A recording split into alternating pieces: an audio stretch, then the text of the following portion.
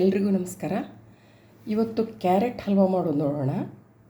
Carrot halwa ಮಾಡಲಿಕ್ಕೆ ನಾನು ಸುಮಾರು ಒಂದು ದಪ್ಪಂದೊಂದು 5-6 ಕ್ಯಾರೆಟ್ ತೊಗೊಂಡಿದ್ದೇನೆ.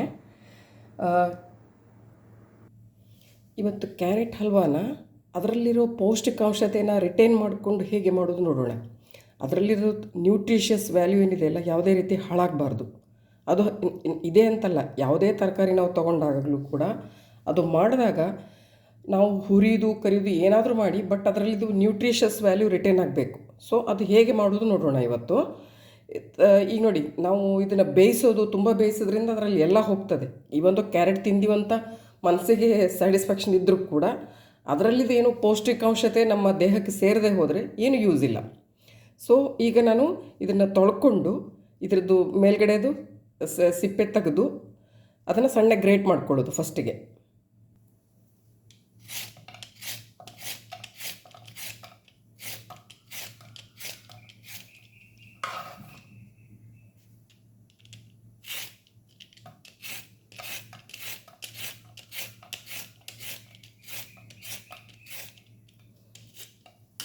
ಸಿಪ್ಪೆ ಹಿಡಿದ್ಬಿಟ್ಟು ಇದನ್ನು ತುರಿಯೋದು ಇವಾಗ.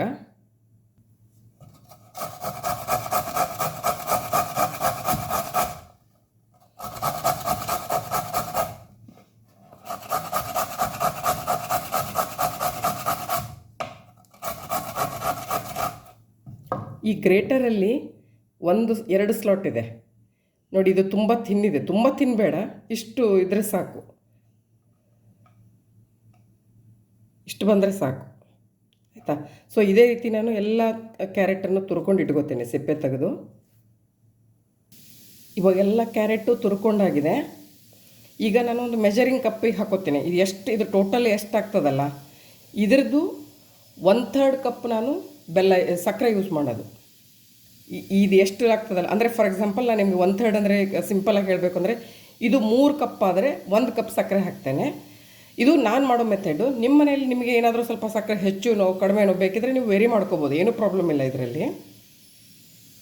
ನೀವು ಅಳತೆಗೆ ಯಾವುದಾದ್ರೂ ಒಂದು ಬೌಲ್ ತೊಗೊಂಡು ಅದರಲ್ಲಿ ಈ ಕ್ಯಾರೆಟ್ ತುರಿನ ಹೀಗೆ ಉದುರಾಗಿ ಪ್ರೆಸ್ ಮಾಡಿ ಹಾಕಲಿಕ್ಕಿಲ್ಲ, ನೆನಪಿರಲಿ. ಹೀಗೆ ಉದುರಾಗಿ ಹಾಕ್ಕೊಂಡು ಎಷ್ಟಾಗ್ತದೆ ನೋಡಿ ಆ ಮೆಜರಿಗೆ ಕರೆಕ್ಟಾಗಿ 1/3 ಕಪ್ಪು ಸಕ್ಕರೆ ಹಾಕ್ಕೊಳ್ಳಿಕ್ಕೆ. ಸಕ್ಕರೆ ಬೇಕಿದ್ರೆ ಸಕ್ಕರೆ ಹಾಕ್ಕೊಳ್ಳಿ, ಬೆಲ್ಲ ಬೇಕಿದ್ರೆ ಬೆಲ್ಲ ಹಾಕ್ಕೊಳ್ಳಿ. ಬಟ್ ಯೂಶ್ವಲಿ ಮಾಡೋದು ಯಾವಾಗಲೂ ಎಲ್ಲರೂ ಸಕ್ಕರೆಯಿಂದನೇ ಮಾಡೋದು.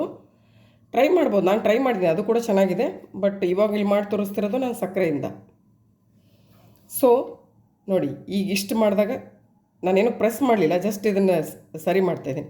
ಸೊ ಇದು ಒಂದು ಅಳತೆ ಬಂದಿದೆ, ಇನ್ನೊಂದು ಸ್ವಲ್ಪ ಮೇಲಿದೆ, ಅಷ್ಟೊಂದೇನು ತುಂಬ ಇಲ್ಲ.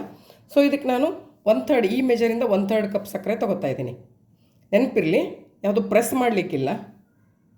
ಕುಕ್ಕರಿಗೆ ನಾನು 2 ಗ್ಲಾಸ್ ನೀರು ಹಾಕೋತೇನೆ ಕೆಳಗಡೆ, ಇದು ಸ್ಟೀಮಿಗೆ 2 ಗ್ಲಾಸ್ ನೀರು ಒಂದು ಅದಕ್ಕೆ ಕೆಳಗಡೆ ಒಂದು ಬೇಯಿಸಿಟ್ಟು ಇದನ್ನು ನಾನು ಕ್ಲೋಸ್ ಮಾಡಿ ಬೇಯಿಸೋದು. ನಾನಿವಾಗ ತೊಗೊಂಡಿರೋದು ಒಂದು ಡಬ್ಬಿ ತೊಗೊಂಡಿರೋದು, ಇದನ್ನು ಕ್ಲೋಸ್ ಮಾಡಿ ಸ್ಟೀಮ್ ಮಾಡೋದು. ಇದು ಹಾಕುವಾಗ ವಿಸಲ್ ಹಾಕಲಿಕ್ಕಿಲ್ಲ, ಇದಕ್ಕೆ ಕರೆಕ್ಟಾಗಿ 10 ಮಿನಿಟ್ಸ್ ಸ್ಟೀಮ್ ಮಾಡೋದು. ಸೊ ನಾನು ವಿತೌಟ್ ವಿಸಲ್ ನಾನು 10 ಮಿನಿಟ್ಸ್ ಬೇಯಿಸ್ತೇನೆ ಇದರಲ್ಲಿ. ಸೊ ಒಂದು ಲೋಟ ಇಡ್ತೇನೆ, ಅಥವಾ ಚಿಕ್ಕ ಲೋಟ ಆದರೂ ಆಗ್ಬೋದು. ನೆನಪಿರಲಿ, ಮ್ಯಾಕ್ಸಿಮಮ್ 8 to 10 ಮಿನಿಟ್ಸ್ ಸ್ಟೀಮಲ್ಲಿ ಬೇಯಿಸ್ಕೊಳ್ಳೋದು. ಅದು ನೀರು ಕುದಿ ಬಂದಮೇಲೆ ಅದು ಕ್ಯಾರೆಟ್ ನಾವು ತುರಿ ಹಾಕಿರೋದು ಇಟ್ಟು ಬೇಯಿಸೋದು. ಸೊ ಕುದಿ ಬಂದಮೇಲೆ ಕರೆಕ್ಟಾಗಿ 10 ಮಿನಿಟ್ಸ್.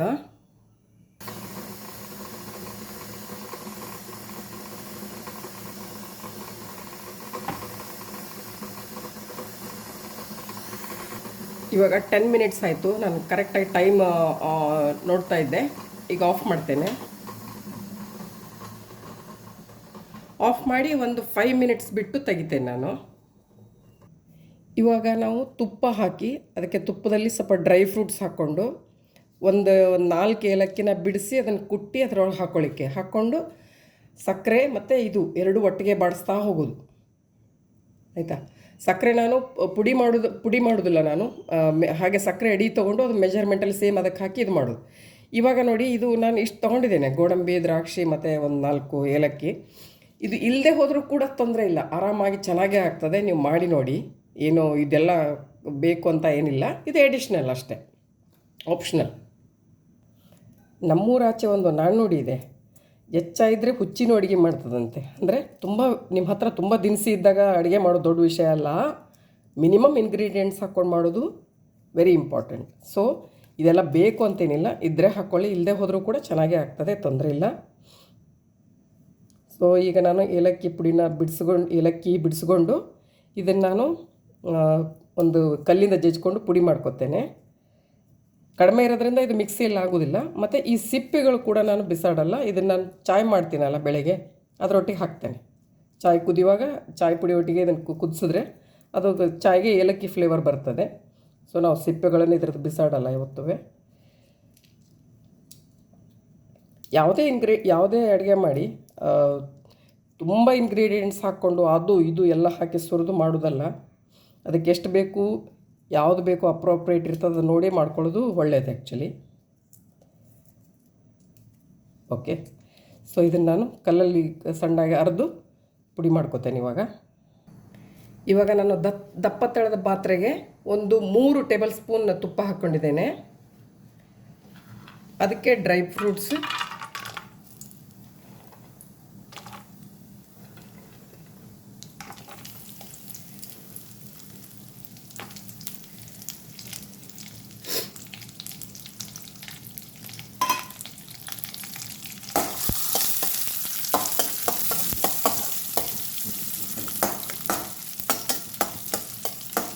ಚೂರು ಕೆಂಪಾಗೋವರೆಗೂ ಹುರ್ಕೋಬೇಕು. ಮತ್ತು ಒಣ ದ್ರಾಕ್ಷಿ ಎಲ್ಲ ತುಪ್ಪ ಹಿಡ್ಕೊಂಡು ಉಬ್ಬುತ್ತದೆ. ಹಾಗೆ ಅದಾದಮೇಲೆ ಇದೊಂದು ಪ್ಲೇಟಿಗೆ ತಕ್ಕೊಂಡು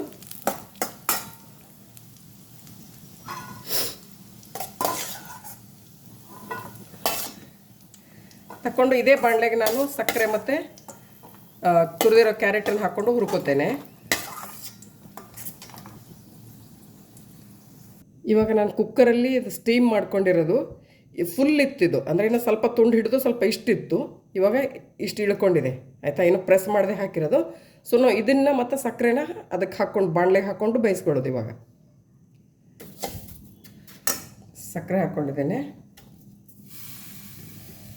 ಅಂದರೆ ಅದೇ ತುಪ್ಪ ಇತ್ತು ಆಲ್ರೆಡಿ, ಅದರಲ್ಲೇ ಹಾಕ್ಕೊಂಡಿರೋದು. ಇವಾಗ ಇದು ಬಿಟ್ಟು ಇನ್ನು ಕೆಲವೊಬ್ರು ಖೋವಾ ಇದ್ದರೆ ಖೋವಾ ಹಾಕಿ ಮಾಡ್ತಾರೆ. ನನ್ನ ಹತ್ರ ಖೋವಾ ಇಲ್ಲ. ಆಚೆ ನಾರ್ತ್ ಕರ್ನಾಟಕದಲ್ಲೆಲ್ಲ ಖೋವಾ ಬೆಳಗ್ಗೆ ನೀವು ಮಾರ್ಕೆಟಿಗೆ ಹೋದರೆ ಬೆಳಗ್ಗೆ ಒಂದು ಅರೌಂಡ್ 7 o'clock ಹೋದರೂ ಕೂಡ ಮಾರ್ಕೆಟಲ್ಲಿ ಸಿಗ್ತದೆ. ಇಲ್ಲಿ ನಾನು ನೋಡಲಿಲ್ಲ ಮಂಗಳೂರಲ್ಲಿ. ಸೊ ಹೀಗೆ ಮಾಡ್ತಾಯಿದ್ದೀನಿ ನಾನು ಪ್ಲೇನ್ ವಿತೌಟ್. ಇದಕ್ಕೆ ನಾನು ಒಂದು ಗ್ಲಾಸ್ ಹಾಲು ಯೂಸ್ ಮಾಡ್ಕೊತೇನೆ. ಟೀ ಕಪ್ಪಿಂದ 1 ಕಪ್, ನಾಟ್ ದೊಡ್ಡ ಗ್ಲಾಸ್ ಅಲ್ಲ, ಟೀ ಕಪ್ಪಿಂದ 1 ಕಪ್ಪು ಗಟ್ಟಿ ಹಾಲು, ಕುದಿಸಿರೋ ಹಾಲು, ಗಟ್ಟಿ ಹಾಲನ್ನ ನಾನು ಇದಕ್ಕೆ ಹಾಕೋತಾ ಇದ್ದೀನಿ. ಆಮೇಲೆ ಇದು ಬೆಂದ ಮೇಲೆ, ಒಂದು ಲೆಕ್ಕಕ್ಕೆ ಬಂದಮೇಲೆ, ಸೊ ಇದೊಂದು ಸುಮಾರು ಒಂದು 7-8 ಮಿನಿಟ್ ಇದನ್ನು ನಾನು ಸಕ್ಕರೆ ಒಟ್ಟಿಗೆ ಬೇಯಿಸೋದು. ಇದನ್ನು ಹೀಗೆ ಏನು ನೀರೇನು ಬೇಡ, ಇದು ಇಷ್ಟೇ ಹಾಕ್ಕೊಂಡು ಮಾಡೋದು. ಆಮೇಲೆ ಒಂದು ಲೆಕ್ಕ ಆದಮೇಲೆ ಹಾಲು ಹಾಕ್ಕೊಂಡು ಮತ್ತೆ ಬೇಯಿಸಲಿಕ್ಕೆ. ಇವಾಗ ನೋಡಿ ಸಕ್ಕರೆ ಕರಗಿದ ಮೇಲೆ ಅದು ಈ ರೀತಿ ಇದಾಗ್ತದೆ, ಇದರಲ್ಲೇ ಬೇಯಬೇಕು. ಇವಾಗ ಕೈ ಆಡಿಸ್ತಾ ಇರಬೇಕು, ಒತ್ತಿಸ್ಬೇಡಿ. ಅಂದರೆ ಹಾಗೆ ಬಿಟ್ಟು ಇದೇ ನೀರಿದೆ ಎಲ್ಲ ಸಕ್ಕರೆದು ಪಾಕ ಇದೆಲ್ಲ ಬೇಯ್ತದಂತಲ್ಲ, ಹಾಗೆ ಕೈ ಆಡಿಸ್ತಾ ಇರಬೇಕು. ಇವಾಗ ಒಂದು 10-20 ಸೆಕೆಂಡ್ ಬಿಡ್ಬೋದು, ತೊಂದರೆ ಇಲ್ಲ. ಇದೆಲ್ಲ ಬೆಂದಮೇಲೆ ಇದೊಂದು ಅರ್ಧ ಆದಮೇಲೆ ಈ ನೀರೆಲ್ಲ ಇಂಗಿ ಹೋದ್ಮೇಲೆ ನಾನು ಹಾಲು ಹಾಕ್ತೇನೆ. ಇವಾಗ ನಾನು ಆಲ್ಮೋಸ್ಟ್ ಮೋರ್ ದ್ಯಾನ್ 6 ಮಿನಿಟ್ಸ್ ಆಯಿತು. ಈಗ ನೀರೆಲ್ಲ ಆರು ಹೋಗಿದೆ, ಆಲ್ಮೋಸ್ಟ್ ಇದ್ರದ್ದು ಸಕ್ಕರೆದಲ್ಲಿ ಇರೋದೆಲ್ಲ ಹೋಗಿದೆ. ಇವಾಗ ಹಾಲು ಹಾಕ್ತೇನೆ ನಾನು. ಈ ಹಾಲು ಖೋವಾ ಕೂಡ ಆಪ್ಷನಲ್, ಬೇಕಿದ್ದರೆ ಹಾಕ್ಕೊಳ್ಳಿ, ಇಲ್ಲ ನನಗೆ ಟೈಮ್ ಇಲ್ಲ ಅಥವಾ ಮನೇಲಿ ಸದ್ಯಕ್ಕೇನು ಇಲ್ಲ ಅಂದರೂ ಕೂಡ ಮಾಡ್ಕೋಬೋದು, ಏನು ತೊಂದರೆ ಇಲ್ಲ. ಈಗ ಅನ್ಕೋಬೋದು ನೀವು, ಏನು so many things are not necessary ಅಂತ ಹೇಳುವಾಗ ಇದೇ ಮೆಥಡ್ ಹೌದಾ? ಇಲ್ಲ, ಇದು ಆ್ಯಕ್ಚುಲಿ ಆರಾಮಾಗಿ ಚೆನ್ನಾಗಾಗ್ತದೆ, ನೀವು ಮಾಡಿ ನೋಡಿ ಬೇಕಿದ್ರೆ. ನಾನು ಹೇಳಿದ್ನಲ್ಲ ನಿಮಗೆ, ಇದರಲ್ಲಿ ಬೇಸಿಕ್ 3 ಇಂಗ್ರೀಡಿಯೆಂಟ್ಸ್ ಏನಂದರೆ, ಒಂದು ಕ್ಯಾರೆಟ್, ಒಂದು ಅಳತೆ, ಅದು ಒಂದಕ್ಕೆ 3 ಅಳತೆಗೆ 1 ಸಕ್ಕರೆ ಮತ್ತು ಸ್ವಲ್ಪ ತುಪ್ಪ, ಆಯಿತಾ? ಇದು 3 ಮೇನ್ ಇಂಗ್ರೀಡಿಯೆಂಟ್ಸ್. ಇದು ಬಿಟ್ಟು ಬಾಕಿದು ಏನೇನು ಹಾಕ್ತೀವಲ್ಲ, ಡ್ರೈ ಫ್ರೂಟ್ಸ್, ಹಾಲು, ಇದೆಲ್ಲ ಆಪ್ಷನಲ್, ನೆನಪಿರಲಿ.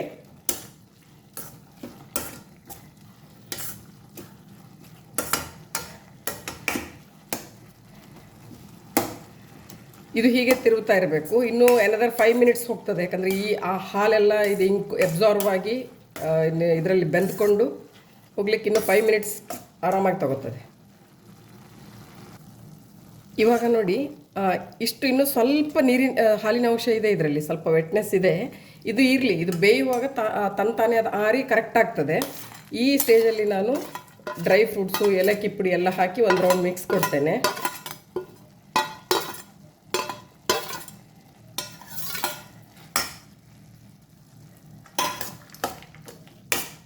ಇಲ್ಲಿಗೆ ಡನ್ ಆಯಿತಾ. ಆಫ್ ಮಾಡಿ ಇಟ್ಬಿಡೋದು. ಇದನ್ನು ಬಿಸಿದ್ರದ್ದು ತಿನ್ಬೋದು, ಇಲ್ಲ ನೀವು ಕೋಲ್ಡ್ ಫ್ರಿಜ್ಜಲ್ಲಿಟ್ಟು ಕೂಡ ತಿನ್ಬೋದು, ಹೇಗೂ ಆಗ್ತದೆ. ಎರಡೂ ಕೂಡ ಚೆಂದ. ನಿಮಗೆ ಹೇಗೆ ಇಷ್ಟ ಆಗ್ತದೆ ಹಾಗೆ ನೀವು ತಿನ್ಕೋಬೋದು. ಇವಾಗ ನಾನು ದೇವರಿಗೆ ನೈವೇದ್ಯ ಕೊಟ್ಟು ಬಂದಿದ್ದೇನೆ. ಟೇಸ್ಟ್ ಮಾಡಿದೆ, ತುಂಬ ಚೆನ್ನಾಗಿದೆ. ನೀವು ಮಾಡಿ ಕಮೆಂಟ್ಸ್, ಕಾಂಪ್ಲಿಮೆಂಟ್ಸ್ ಹಾಕೋದು ಮರಿಬೇಡಿ. ಇನ್ ಕೇಸ್ ಏನಾದರೂ ಸಬ್ಸ್ಕ್ರೈಬ್ ಆಗಿರದೆ ಹೋದರೆ ನನ್ನ ಚಾನಲ್ಗೆ ಸಬ್ಸ್ಕ್ರೈಬ್ ಆಗಿ, ಒಂದು ಇಷ್ಟ ಆಗಿದ್ದರೆ, ರೆಸಿಪಿ ಇಷ್ಟ ಆಗಿದ್ದರೆ ಒಂದು ಲೈಕ್ ಕೊಡಿ. ಇದರಲ್ಲಿ ನ್ಯೂಟ್ರಿಷಿಯಸ್ ಅಂದರೆ ಯಾವುದು ಹಾಗೆ ತುಂಬ ಡೈರೆಕ್ಟಾಗಿ ಬಾಣಲೆಗೆ ಹಾಕಿ ಹುರಿದಿದ್ದಲ್ಲ, ಒಂದು ಸಕ್ಕರೆ ಒಳಗಡೆ ಹಾಕಿ ಬೇಯಿಸಿರೋದು. ಸೊ ಅಲ್ಲಿ ನ್ಯೂಟ್ರಿಷಿಯಸ್ ವ್ಯಾಲ್ಯೂ ಹೊರಗೆ ಹೋಗೋಲ್ಲ. ನಾವು ಸ್ಟೀಮ್ ಮಾಡಿರೋದು ಎರಡನೇದ್ದು. ಮೂರನೇದ್ದು ಏನಂದರೆ ನಮಗೆ ಟೂ ಮೆನಿ ಇಂಗ್ರೀಡಿಯೆಂಟ್ಸ್ ಇಲ್ಲ ಇದರಲ್ಲಿ. ಸೊ ಹೆಲ್ತಿಗೆ ತುಂಬ ಒಳ್ಳೆಯದು. Thank you. ಟ್ರೈ ಮಾಡಿ. Thank you.